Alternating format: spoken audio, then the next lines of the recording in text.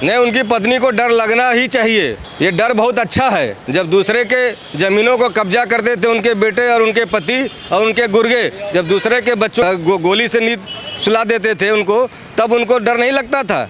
आज अपने बच्चों पर आई तो डर लग रहा है। ये डर अच्छा है। कानून में बदलाव होना चाहिए और इन जैसे अपराधियों की सज़ा यही होती है। इन जैसे अपराधियों को बुलडोजर से नहीं ठीक किया जाएगा, इनको बड़े चौराहे पर ठोक के ठीक किया जा सकता है, ताकि इनके जैसे लोग जो मन में सपना पालें कि हम भी माफिया बनेंगे, उनका मन वहीं से ख़त्म हो जाएगी। माफिया बनने का मतलब चौराहे पर टांग दिए जाएंगे। मेरा नाम अवधेश राय है। राय साहब, ये बताइए कि जो इस समय चल रही है सिस्टम कार्रवाई, इस तरीके से बड़े सवाल उठाए जा रहे हैं, आपको क्या लगता है कैसा सही हो रहा है? राज कानून का स्थापित है कि नहीं? देखिए, जो उमेश पाल की नृशंस हत्या हुई दिन दहाड़े, वो तो कानून को, उत्तर प्रदेश सरकार को सीधी सीधी अपराधियों ने चुनौती दी है। और उस चुनौती को उत्तर प्रदेश के मुख्यमंत्री योगी आदित्यनाथ जी ने स्वीकार करते हुए सदन में कहा कि मैं अपराधियों को मिट्टी में मिला दूंगा। और उत्तर प्रदेश की जनता को ऐसा विश्वास भी है, जैसा कि उन्होंने पूर्व में ऐसा किया अपराधियों के साथ। प्रयागराज में बालू और ज़मीन के कारोबार से इतने ढेर सारे माफिया इकट्ठा हो गए थे, यहाँ पर इतना अकूत दौलत कमा लिए थे, इतने गुर्गे पाल लिए थे कि उस साम्राज्य को यदि किसी ने तिलिस्म को तोड़ा है तो बाबा जी की सरकार ने तोड़ा है उसको। अपराधियों के घरों पर बुलडोजर चलवा कर ये दिखा दिया था कि कानून का शासन है। लेकिन इधर बीच कानून के रखवालों ने कहीं न कहीं इंटेलिजेंस का फेल्योर है और कहीं न कहीं अपराधियों से साठगांठ भी प्रशासन के लोगों की है। बाबा जी को इसकी भी उच्च स्तरीय गोपनीय जांच कराना चाहिए कि उत्तर प्रदेश के प्रयागराज के पुलिस प्रशासन के द्वारा कई लोग अपराधियों के साथ उठते बैठते और उनसे धन उगाही करते हुए, ऐसा पब्लिक डोमेन में ये बात बिल्कुल स्पष्ट है। बाबा जी को पता है या नहीं पता है, उनकी पार्टी के नेता बताते हैं नहीं बताते हैं, तमाम दलों में लोग हैं जो बालू और ज़मीन के कारोबार से जुड़े हुए हैं। और ये सब जो है आम जनता की ज़मीन और आम जनता की संपत्ति लूटने का जो ये अपराधियों का षड्यंत्र है, जिसमें नेता भी शामिल हैं, इस तिलिस्म को यदि उत्तर प्रदेश की अब सरकार ने नहीं तोड़ा, इनको इनकी जड़ में मट्ठा नहीं डाला, तो जिस तरह से ये दिन दहाड़े हत्या की गई है, हमारे पूर्व साथी अभी अधिवक्ता साथी कह रहे थे कि इस बादशाहत को कायम करने के लिए जेल से हत्या कराई गई और ये जनता में यह दहशत कायम रहे, फिर कोई दोबारा जो है हमारे खिलाफ कहीं मुकदमा न लिखाने जाए न कोर्ट में गवाही देने जाए। तो जनता के भरोसा को कायम रखना है तो इन अपराधियों को उनके अंजाम तक पहुंचाना होगा। और इनका जो सिंडिकेट उत्तर प्रदेश के बाहर छत्तीसगढ़ से लेकर दुबई तक फैला हुआ है, उस सिंडिकेट के पीछे भी भारत सरकार को NIA लगा करके इनकी जड़ों को खोद करके इनको मिट्टी में मिलाना होगा, तभी अपराधियों का खौफ उत्तर प्रदेश से समाप्त होगा। आपको पता होगा सब अपराधी एक दूसरे से जुड़े हुए हैं और अपराध करने में कोई हिंदू मुस्लिम की बात नहीं है। अपराधी हिंदू भी हैं, मुस्लिम भी हैं, उनका धर्म सिर्फ अपराध है और वो अपराध कर रहे हैं। और जो पार्टियां उनको खाद पानी देती रही हैं, वो हमेशा सत्ता में भागीदारी करते रहे हैं माफिया। उन माफियाओं को, हर पार्टियों को ये सोचना पड़ेगा। और जनता जिस तरह से सबक सिखा रही है, आने वाले देखिए अपराधी धीरे धीरे अब चुन के कम जा रहे हैं। जनता की भी कहीं न कहीं गलती है कि अपराधियों को चुनना बंद करें। और इन अपराध, एक सवाल, आपने कहा कि बुलडोजर की जो कार्रवाई हुई सही है, बढ़िया है, तो लेकिन बड़ा सवाल उठाया जा रहा है कि बुलडोजर की कार्रवाई मतलब जहाँ चाहो वहाँ बुलडोजर चला दो, नायक स्टाइल में योगी जी काम कर रहे हैं। जो पिक्चर नहीं आई थी नायक, उस तरीके से काम कर रहे हैं, कोई कानून मान ही नहीं रहे। नहीं, कानून यदि बुलडोजर की कार्रवाई को हाई कोर्ट से लेकर सुप्रीम कोर्ट तक सही ठहरा चुकी है। भाई जो वामपंथी गैंग, जिहादी गैंग है, वो तो बराबर उनके वकील जा रहे हैं हर मुद्दे को लेकर के। आपने देखा होगा जावेद पंप से लेकर तमाम लोगों के मामले को लेकर लोग गए जो प्रयागराज में उपद्रव हुआ। लेकिन कहीं पर भी हाई कोर्ट ने ये नहीं कहा ना कि नहीं शासन प्रशासन के खिलाफ मुकदमा दर्ज हो, इनको अधिकारियों को जेल भेजा जाए। इसका मतलब है कि कानून के जो रखवाले हैं, जो हमारे संविधान के रक्षक हैं, जो हमारी न्यायपालिका के रक्षक हैं, उनको भी कहीं न कहीं लगता है कि हम सड़क पर तभी सुरक्षित हैं जब पुलिस इनके साथ इसी की भाषा में इस्तेमाल करेगी। न्यायालय से इतना लंबी प्रक्रिया है, इतना लेंदी प्रक्रिया है भारत की न्यायपालिका की कि आम जनता का विश्वास न्यायपालिका से डिग गया है। अब उसे नहीं लगता कि न्याय मिलेगा। अतीक अहमद की वाइफ को भी डर लग रहा है, वो योगी जी को पत्र लिखी है कि हो सकता है SSP और मतलब उनके पति के साथ भी कुछ कर दें। नहीं, उनकी पत्नी को डर लगना ही चाहिए। ये डर बहुत अच्छा है, ये डर बहुत जनता के लिए बहुत अच्छा है। जब दूसरे के ज़मीनों को कब्जा करते थे उनके बेटे और उनके पति और उनके गुर्गे, जब दूसरे के बच्चों को नींद की गोली से नींद सुला देते थे उनको, तब उनको डर नहीं लगता था। आज अपने बच्चों पर आई तो डर लग रहा है। ये डर अच्छा है।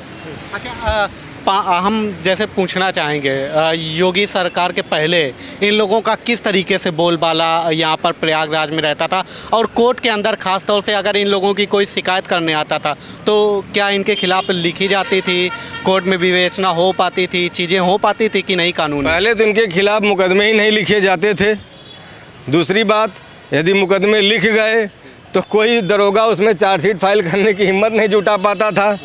वो चाहता था कि मैं ट्रांसफ़र हो जाऊं। तीसरी बात, यदि न्यायालय तक मामला पहुंचा तो गवाह को न्यायालय में गवाही देने जाने ही नहीं दिया जाता था। कई बार तो ऐसा हुआ कि न्यायालय के अंदर से लोग उठा ले गए। किसी ने एफआईआर नहीं लिखाई, कोर्ट अफसर ने भी एफआईआर नहीं लिखाई, न्यायालय ने भी संज्ञान नहीं लिया, जानबूझ करके भी कि ठीक है जो हो रहा आँख मूंद लो।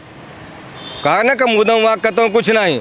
तो हमारे जो मतलब न्यायपालिका के जिम्मेदार लोग, वो लोग भी कहीं ना कहीं इनसे खौफ खाते हैं कि हमारे भी परिवार है, हमारे भी बच्चे हैं, क्योंकि माफिया का सिंडिकेट बहुत बड़ा है, एक दूसरे से कनेक्टेड है। अच्छा, आपको क्या लगता है अगर योगी सरकार ना होती तो ये जो कार्रवाई हो रही है हो पाती? देखिए, योगी सरकार ने कानून, देखिए कभी कहता है कानून काम करता हुआ दिखता है और कभी कानून काम करता है।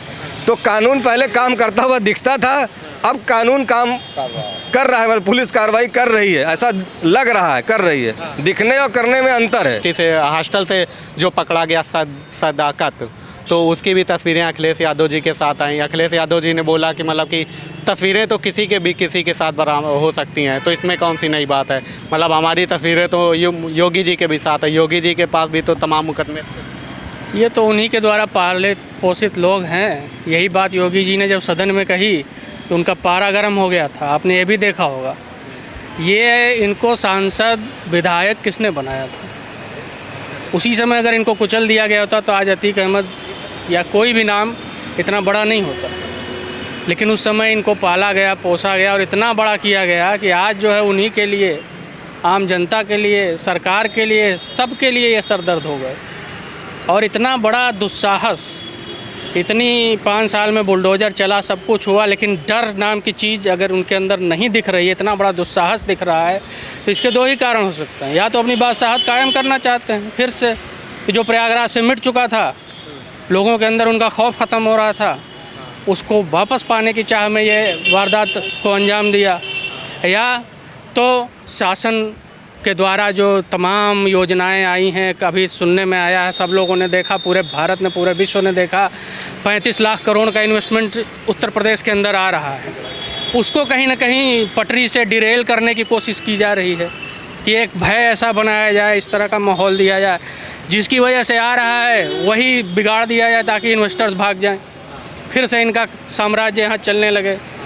ये अखिलेश यादव एंड कंपनी, इनका तो यही काम है, इसी से इनकी रोजी रोटी चल रही है। लेकिन इन लोगों को अखिलेश यादव कंपनी, आप इन्हीं के द्वारा तो पाले गए हैं। बताइए ना इनको सांसद विधायक, अब आखिर अखिलेश जी बताए ना कौन बनाया है? बीजेपी ने बनाया है, बीजेपी के टिकट से ये सांसद बने थे, विधायक बने थे। 5 बार विधायक रहे, 5 बार इन्होंने, सपा ने वहाँ पे कैंडिडेट नहीं लड़ाया था और सपा के टिकट पर ये विधायक बने थे। तो कंपनी किसकी कही जाएगी?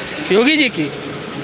योगी जी ने तो इनको नस्तनाबूद किया है और आगे चल के इनका तो इनकाउंटर होना चाहिए। इनको तो जेल में रख करके भी आप एक पैरेलल जो है सत्ता चला रहे हैं। जेल से भी उन्होंने अपना गुंडा राज कायम कर रखा है, फ़ोन से धमकी दे रहे हैं और इस तरह का काम कर रहे हैं। इनका तो इनकाउंटर कर देना चाहिए, चैप्टर क्लोज।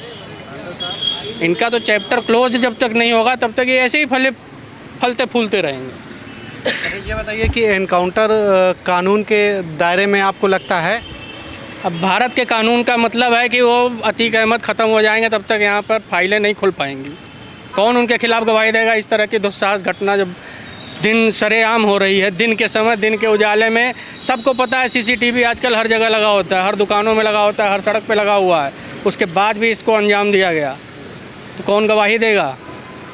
20 साल तक ऐसे ही, 40 साल तक, 50 साल तक चलता रहेगा और इनकी कई पीढ़ियाँ इसी तरह अपनी बादशाहत कायम करके अपना परचम लहराएंगी। तो इनका इलाज केवल और केवल इनकाउंटर है, इसके अलावा और कोई इलाज नहीं हो सकता। ये तो अखिलेश यादव जी कह रहे हैं नायक बने हुए हैं मुख्यमंत्री जी। बिल्कुल नायक बनना पड़ेगा ना, नायक नहीं बनेंगे तो इस देश को और इस प्रदेश को कैसे मुक्ति मिलेगी इन गुंडों से। किसी आम आदमी को तो कोई योगी जी या इनकाउंटर करने के लिए कहा नहीं जा रहा है कि इनका क्यों नहीं कर दे रहे हैं, हमारा क्यों नहीं कर दे रहे हैं, क्योंकि हम लोग ये सब काम नहीं करते। उन्हीं का क्यों नाम लिया जा रहा है, क्यों? क्योंकि उन्होंने इस तरह की घटना को अंजाम दिया और मरने वाला एक वकील था और वकील की ड्रेस में मारा गया है। तो योगी जी से तो हम ये भी मांग करेंगे कि अधिवक्ता प्रोटेक्शन एक्ट अभी तक क्यों नहीं आ रहा है, उसको भी आना चाहिए, ताकि वकील भी बेखौफ होकर के इन जैसे लोगों के खिलाफ मुकदमा लड़ सके, उनको न्याय और लोगों को न्याय दिला सके। अगर इस तरह मर्डर होता रहा, कौन लड़ेगा इनके खिलाफ मुकदमा, कौन वकील खड़ा होगा? सबके घर में लोग हैं, डर तो सबको लगता है। तो अधिवक्ता प्रोटेक्शन एक्ट की मांग की जा रही है और इसको आना ही चाहिए। अच्छा ये बताइए, अगर योगी सरकार ना होती तो क्या मतलब इस तरीके की कार्रवाई हो पाती? और ये बताइए कि योगी सरकार जब नहीं थी तो आप लोगों के पास क्या मुकदमे की चार्जशीट वगैरह ये सब कोर्ट में चीज़ें हो पाती थी? अभी तक तो योगी की सरकार थी या नहीं थी, तब से अभी तक तो उनके खिलाफ सैकड़ों मुकदमे हैं। आज तक क्या हुआ उन मुकदमों में? क्या हुआ? कुछ हुआ? आज तक कुछ नहीं हुआ। और इसके पहले का उदाहरण राजू पाल हत्याकांड सभी लोग जानते हैं, इन्हीं लोगों के द्वारा किया गया। राजू पाल हत्याकांड तो इसी शहर में दिया गया ना, इसी शहर के अंदर उस घटना को भी अंजाम दिया गया और दिन दहाड़े दिया गया था और उसी की पुनरावृत्ति फिर हो रही है। तो कम से कम इस तरह आप वकील हैं तब भी का एनकाउंटर की मांग बिल्कुल करेंगे। कानून में बदलाव होना चाहिए और इन जैसे अपराधियों की सज़ा यही होती है। इन जैसे अपराधियों को बुलडोजर से नहीं ठीक किया जाएगा, इनको बड़े चौराहे पे ठोक के ठीक किया जा सकता है, ताकि इनके जैसे लोग जो मन में सपना पालें कि हम भी माफिया बनेंगे, उनका मन वहीं से ख़त्म हो जाएगी। माफिया बनने का मतलब चौराहे पर टांग दिए जाएंगे। आपके पास बड़ा दर्द छलक रहा है कि मतलब आपको वो लग रहा है हमें कि पुरानी तस्वीरें याद आ रही हैं अतीक अहमद की, इस वजह से बड़ा क्रोध है आपको? नहीं, हमें क्रोध नहीं है, हमारा क्रोध सिर्फ अधिवक्ता की हत्या के कारण है।